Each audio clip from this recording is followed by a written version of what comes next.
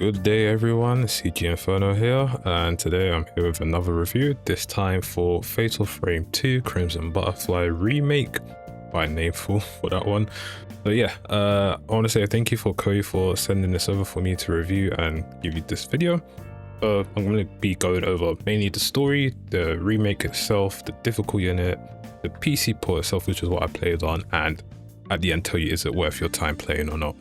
So without further ado, let's just jump right into it. So the story for Fatal Frame 2. If you've played the original PS2 or even the Wii or Xbox version that came out like years down the line, you're playing as one of the twins who is essentially trying to look for her sister in a village that essentially has been MIA for a very long time, and once you enter the village you can't escape unless you finish the ritual pretty much. So in this story, you're tasked with finding her. Over time, you do come across like certain anomalies, as I would call it, but like what's going on in the village and stuff.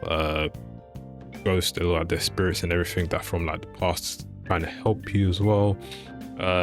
All just to like try and finish off the ritual, right? But obviously, you don't really want to do that with her. But you know, at the end of the day, depending on what ending you get, you either save both yourselves, or you know, you complete the ritual and you're by yourself at the end, which I think is the canonical ending from what I remember anyway. And then there are a few more other endings, you know, depending on like what you do and stuff. And then there's a new ending as well, which you need to play on Nightmare to do so. I'll talk about that in a bit as well, like the requirements.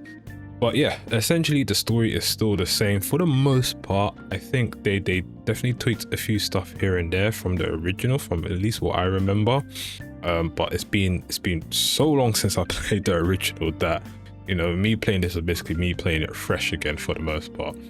But yeah, for the story, I enjoyed it for the most part. You know, nothing too serious, nothing too scary in this day and age for me. Like, I guess when it comes to horror games in general, I'm not too fussed about it.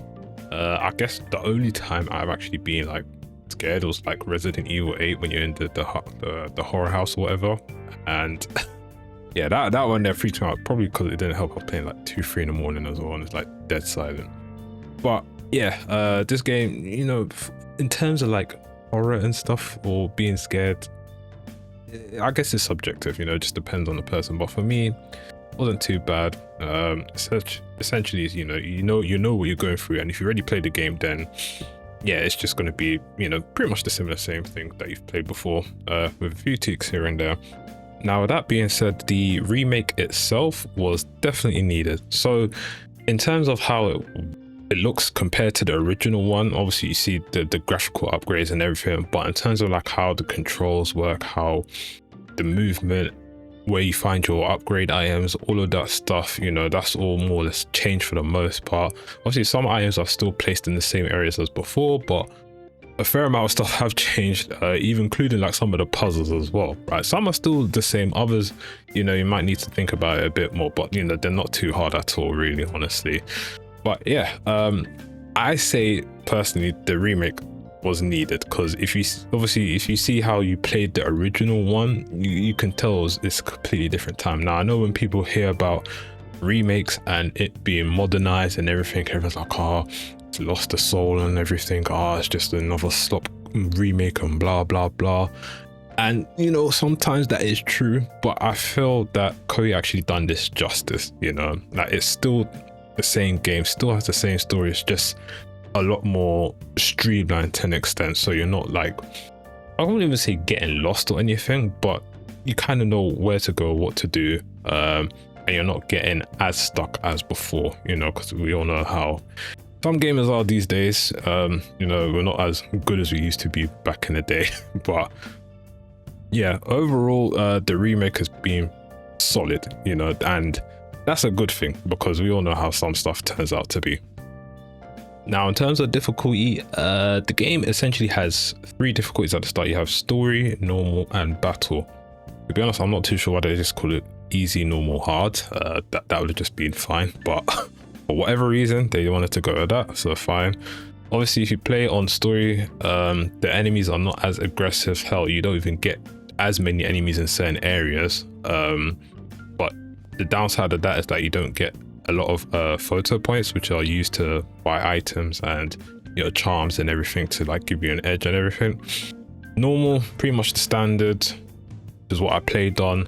I did try battle mode or hard mode, pretty much what it's called, and I got to about 2-3 hours, and then I realized like, yo, this scale in terms of like enemy HP compared to normal and hard is wild. Is really wild. Like, I'm sitting there doing like minuscule damage to half of these ghosts, and I'm like, nah, stuff is completely wrong. So I put it down to normal, and the difference was mind-boggling. So I'm not too sure if they balanced it correctly, but yeah, ideally, I mean, it's doable, especially if you have the time resilience to do it. But if you want just a nice playthrough, I would say play on normal first, and then when you finish the game, you get New Game Plus, which is where you unlock Nightmare mode as well. So Nightmare, obviously the enemies are a bit more aggressive than usual, more kind of spawn here and there. You get more points though, so that helps. But yeah, I'd say probably wait for New Game Plus. Now, speaking of New Game Plus, as I said, you do get the new difficulty mode, which is tied to the new ending. You also get chapter select as well, which kind of helps. So when doing New Game Plus, you also get items to buy in the shop. So in your first playthrough, you can only buy the charms, no outfits, because there's nothing to unlock at that time, unless you get like all the collectibles first. But I don't know how many people are going to do that first time round. And then the normal items you can buy is like literally your healing and reversal beads. Well, I think they call something else, but essentially stuff to like reset your camera upgrades. Right? New Game Plus, you get to buy all your camera films, like the types that you get in the game, and a few other stuff as well, like all the other items that you can find throughout the game as well, which helps. But good lord, it is mighty expensive, some of this stuff. Very, very, very expensive. Even like the camera upgrade stuff you can buy, but those are super expensive. So yeah, it don't help. Like, if you're trying to max out, it's going to take some time, but it is doable. I managed to do it myself. But yeah, I was pleasantly surprised with the New Game Plus. It felt nice to play on. Even when you have like all the upgrades and stuff, it still felt somewhat of a slight challenge, but nothing too crazy. Like, I think that was actually balanced good.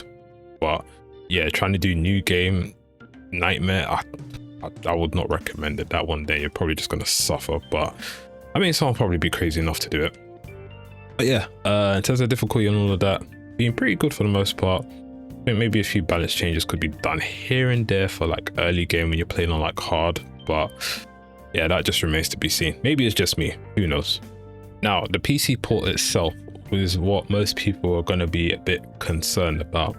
So some time ago, before like I decided what version I wanted to review and play and everything, Koei announced that on all consoles, and I mean all consoles, are going to be running at 30 FPS. Now, for I don't know what reason they thought that was a good idea, but my god, that is probably the worst decision that they could have done with this game. Now, they say it's for the scenery, like the atmosphere and everything, but I said, bro, we are in 2026. You give us the options of 60 or 30 or even 120 FPS if you want to go that far. And it hurts because they literally put out Neo 3 like the other month or so ago, right? And that was probably their best PC port to date. And we know how sometimes Koei PC ports are, right? From like all the other ones. And it just baffles me, right? That on consoles, you're stuck to 30 FPS. You can't turn off the film grain. And it's just a worse experience. It really is. It's not like they can't do it. Like, literally, I'll say all consoles, probably for except like the Switch 1 maybe, can easily push 60 for this game. Easily. Like, if Resident Evil 9 can do it on the Switch 2, bearing in mind there's a decent amount of dips on there, this game definitely can. But anyway, in terms of the PC port, thankfully you do have the 60 FPS, which is what I played on. I can't imagine doing this on 30, no way. You can turn off the film grain, which really helped. Lens flares as well, all that other stuff. What's also good is that there's ultra wide support, which is kind of rare for games these days. So when I saw that, I was like, yo, that's actually quite nice, because I actually done one playthrough, my Nightmare playthrough on my ultra wide, and actually felt very nice to play on. But you know, as you know, people really want to watch that on YouTube because of the black bars and everything. But hey, once you go ultra wide, you never go back. So it's good that they have it there. The DLSS options, I mean, it's there. It says DLSS or FSR, but there's like nothing too crazy about it. Like no balance, performance, or preset mode, none of that. So I felt they just slapped it in there for the sake of it.